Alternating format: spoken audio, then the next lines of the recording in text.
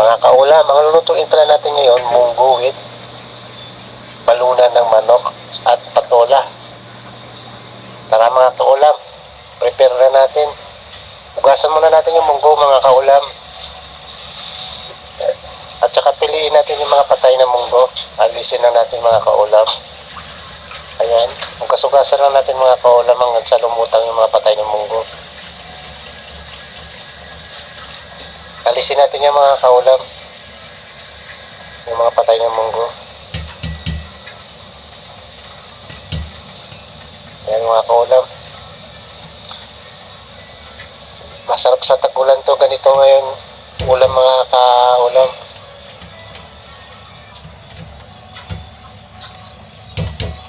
Binabati ko pala dyan yung taga Quezon City, si Rino dyan. Shout out pala sa'yo dyan. Ito na yung request mo na ulam. Bukasan na natin mga kaulam.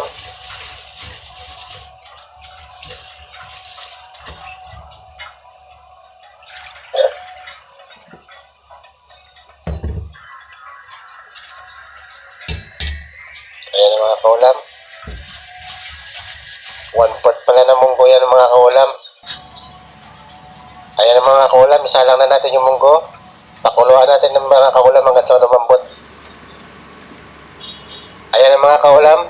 Yan yung munggo natin na linaga kanina. Try natin ang mga kaulam kung malambot na yung munggo natin. Ayan mga kaulam, set aside na natin yung munggo natin. Ayan. Lagay lang natin sa screen yung munggo natin para matumulo yung ano. Ayan mga kaulam, ilagay na natin yung mantika. Isa na natin yung sibuyas. Isang pirasong sibuyas yan mga kaulam. White onion pala yung ginamit ko dyan. Sautin lang natin mga kaulam.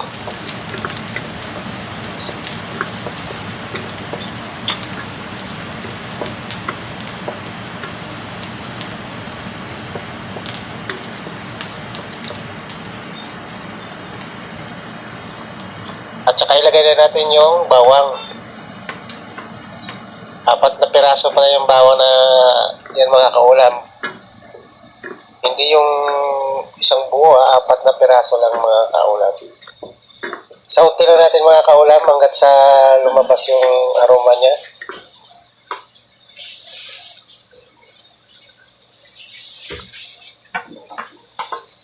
At saka ilagay na rin natin yung loya.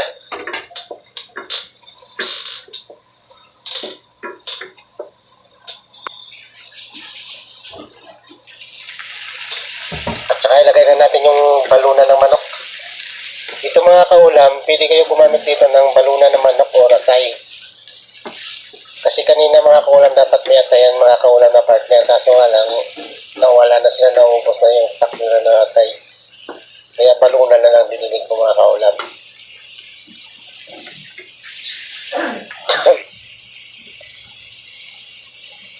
Lagyan na rin natin ng paminta mga kaulam. Ayan, bukburan lang natin.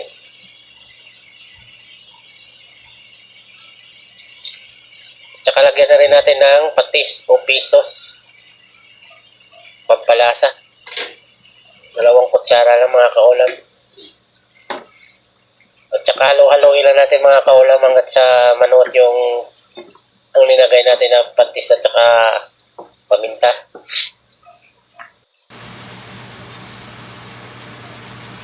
Ayan, lagay na rin natin yung siling na buyo mga kaulam. Optional lang yung mga kaulam ha, pag mo gusto nyo maglagay ng siling na buyo.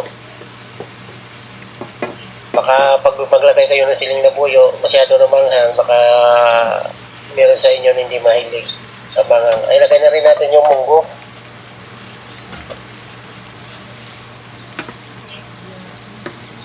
Ito pala yung version na lulutuin ko mga kaulam.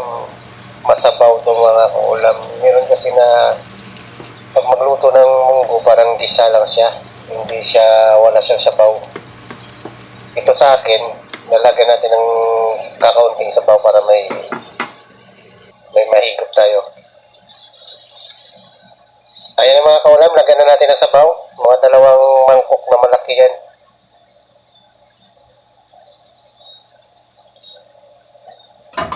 Masarap ngayon to mga kaulam kasi malakas yung ulan dito. Masarap pumikot ng sabaw. Ayan, takpan natin mga kaulam hanggat sa kumulo yung ano natin.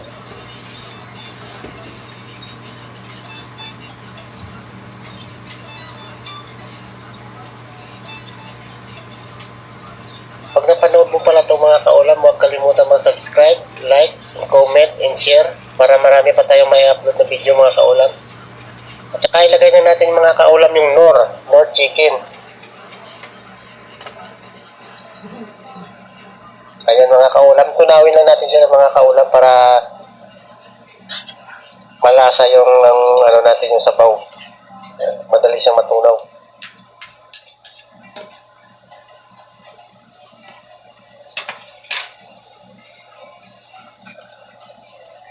Pwede ko kayo i-shout out mga kaulam. Mag-comment lang kayo mga kaulam kung ano para i-shout out ko kayo mga kaulam.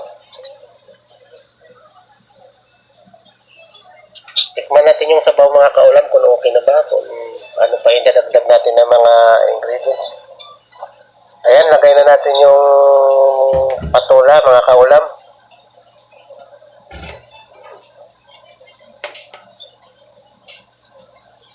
Ito yung pagpapalasa yung mga kaulam sa munggo natin, yung patola. Pwede kayo gumamit kung kahit anong mga gulay mga kaulam. Ayan na mga kaulam, kumulo na yung ano natin.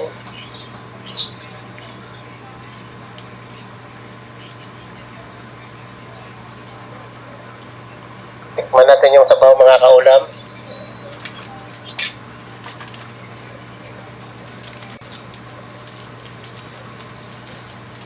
Lagyan natin ng magic sarap mga kaulam.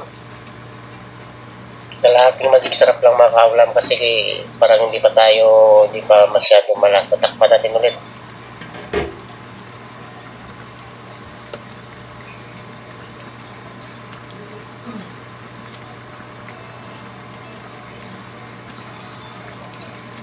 Ayan mga kaulam.